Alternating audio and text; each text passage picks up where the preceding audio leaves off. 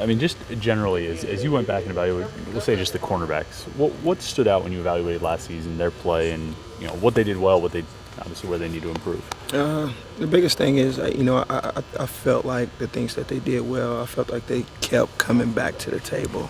It was never a situation where we were in retreat mode. Each week they were into the game plan and they were trying to go out and execute it.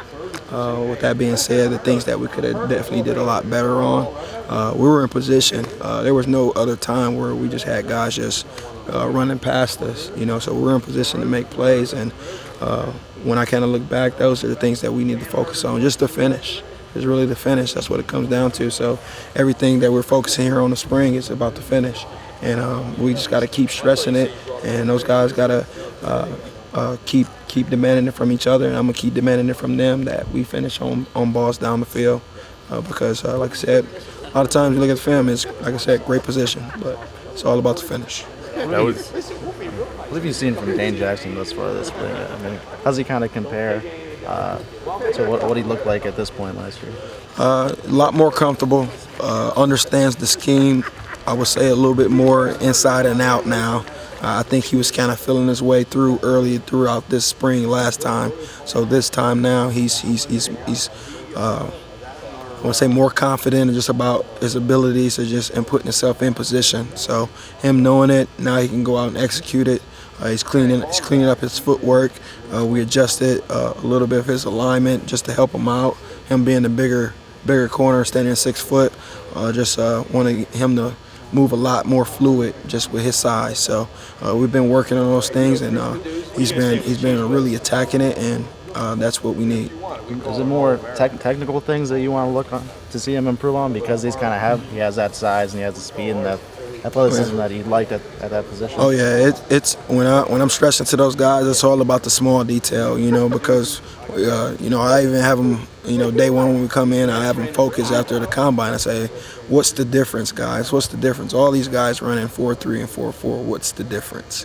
And they sit there with the question mark and they don't know. But when you get to that level, a lot of guys can run and jump and do everything, but it comes down to the details of it, whether it's the formation, whether it's the receiver split, whether it's him changing up certain moves when he's running a certain route. All those things we're trying to focus on and just trying to get more in depth with to help our guys be in better position. So we're just trying to get, as Coach Harley would say, we're trying to go down the rabbit hole with it.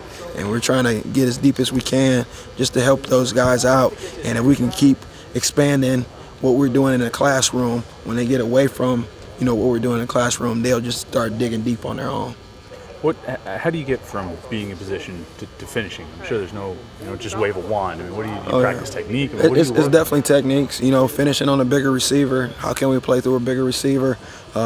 Indicators of what receivers are given to us to let us know that there's a short ball or a deep ball.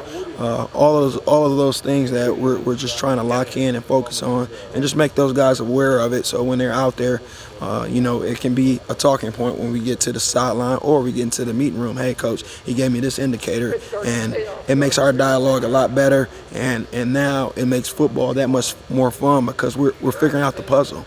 When you're playing this game, that's what it is. It's a puzzle, and it's figuring out, and it's trying to advance yourself on the next move. We're always talking either puzzles or chess, and those are the two analogies that we try to use in that situation, because we always got to be thinking ahead.